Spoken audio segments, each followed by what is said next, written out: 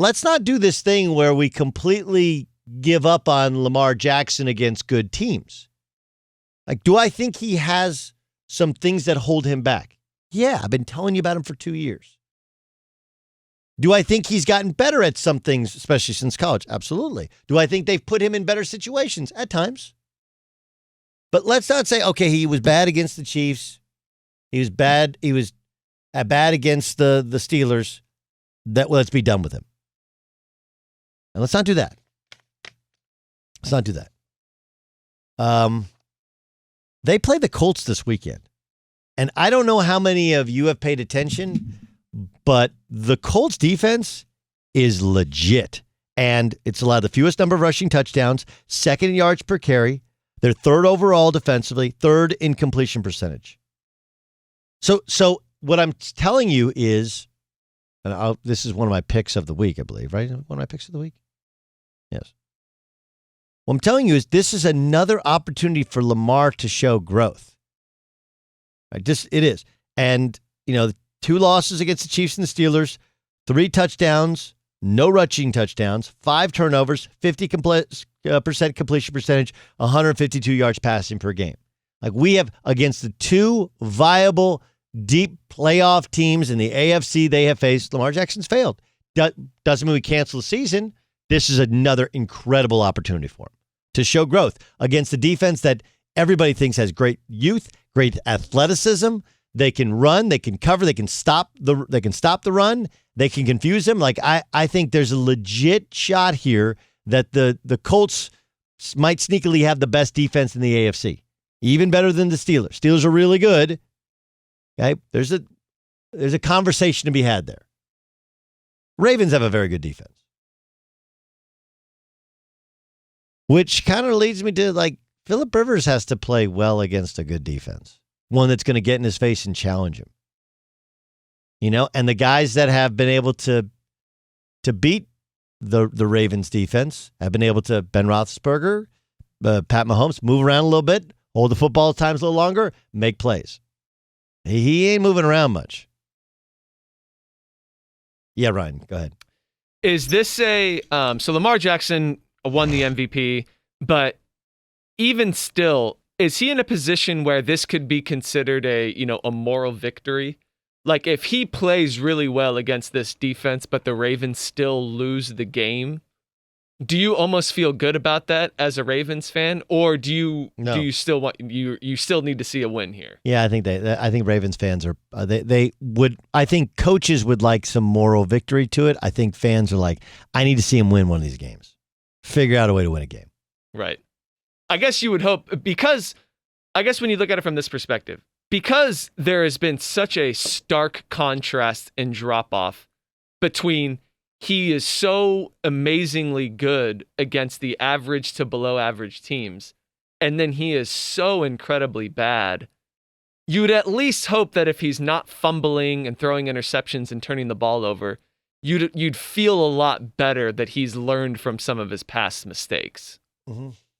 Yes, I would like that. But, I mean, I would also like them to win games. And you also feel like if he learns from his past mistakes, they'll win the game, too. Like, the two do go hand in hand. I understand what you're saying, that you can play well and the team not play well, or things go bump in the night or whatever. Like, all the interceptions aren't always on him. The fumbles aren't always his. It can be a lot of different things that happen. But I also think that at some point you got to, don't tell us you're pregnant, show us the baby. Can you beat one of these better teams? And the Phillip Rivers thing is interesting because there were, early on in the season, it looked like almost a catastrophic mistake for an Indianapolis Colts team that is trying to win big games now. But he's very slowly and quietly come along since. But you, as the Charger fan that you were, have seen that the arm strength didn't seem to be there. And this is a huge opportunity for him against a Ravens defense that probably might not be as dominant as it was last year, but still a very good team. Well, look, I don't know if they're as dominant. I think that, look, they're going to beat you with toughness and with bravado and getting in your face. And if you have dudes that can run, that may hurt them.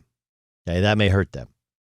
That's really kind of what downs. This is a big stretch here for the Ravens, right? Steelers, Colts, Patriots on the road. Patriots aren't very good, but it'd be interesting to see because they've seen this style, what they do next. Then Titans, then Steelers again. Like that is a tough little stretch here. We'll really see kind of what they're made of. I mean, look, points against, they lead their division. They're third in points for. It has been their offense more than their defense. I know their defense got shredded by the Chiefs. I think some of that is the personnel mismatches in how they play. The biggest game of the weekend is Sunday's game, I believe, right? We all think that Denver and Atlanta. I'm kidding. Joke. Detroit, Minnesota. Kidding. Houston, Jacksonville. Okay, all right, enough. All right, you get 3 of them. That's enough. The Saints are taking on the Tampa Bay Buccaneers. This is the second time that they're going to face each other. And the first time was Tom Brady's first game in a Tampa Bay uniform. It was in the Dome, albeit there were no fans there. And I'm sitting there and I'm thinking to myself, who's this game bigger for? Because it's the first time they're going to have Antonio Brown, right? They're going to have all their stud wide receivers.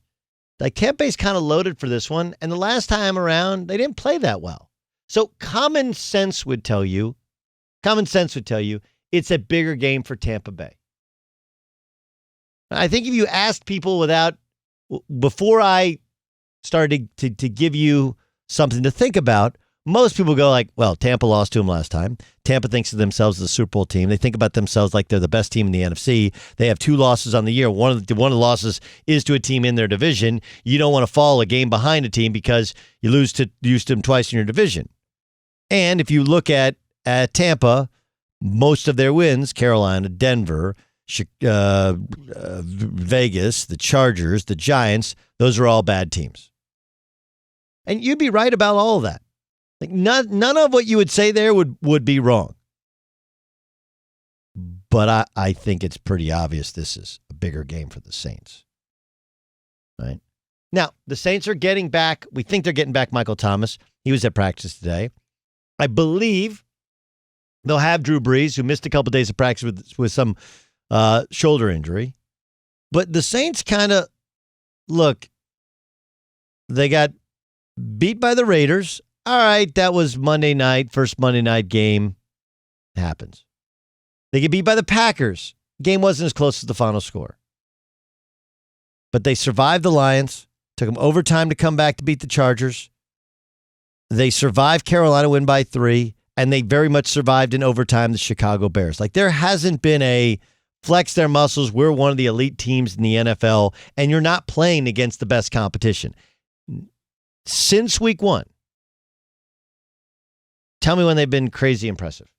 Now, it would be fair to say you don't have your best player, and that's Michael Thomas, you're not going to look the same. That's fair.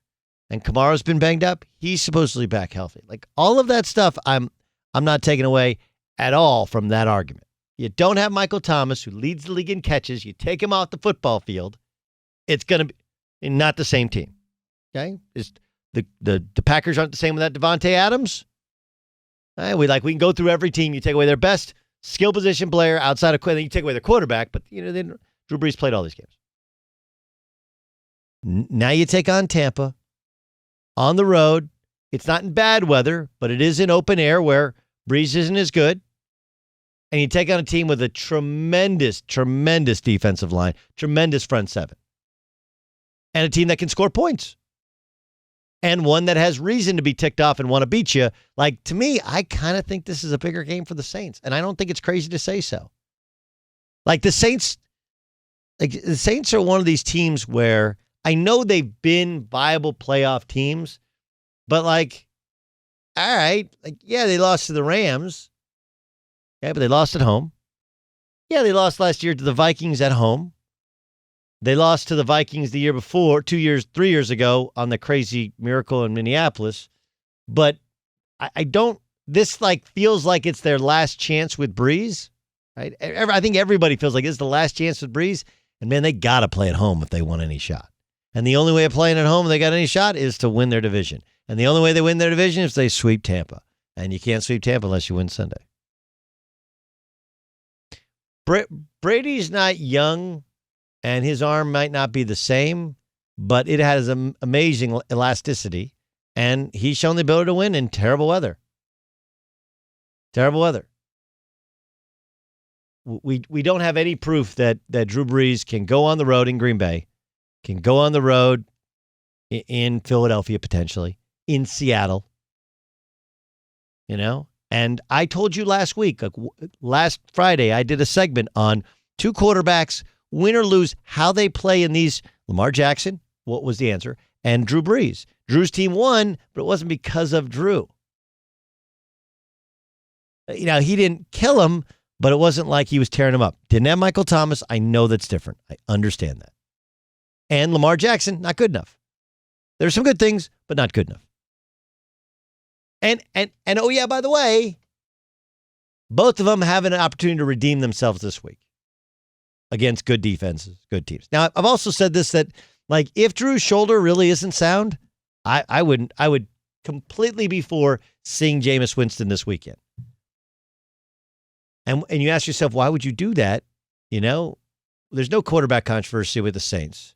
Jonathan Vilma made it out like there'd be a quarterback controversy. Like, no, there wouldn't. Like, this is what Denver did in order to get themselves, whether it was to rest Peyton, whether Peyton was really hurt, whatever, is they played Brock Osweiler a bunch. He had started, and Peyton was hurt. There's no reason you can't rest Drew Brees, especially with what's the weakness to the Tampa Bay's defense, the back end. Well, you can't get to that back end with Drew Brees, who can't throw the ball downfield. You can with Jameis Winston. So I don't think it's a crazy idea if his shoulder really is hurt or if he's not playing well. Like, let Jameis go in there. Let's see what he's got. But this is a big game for the Saints. They have to win this division. They want any chance to get to a Super Bowl.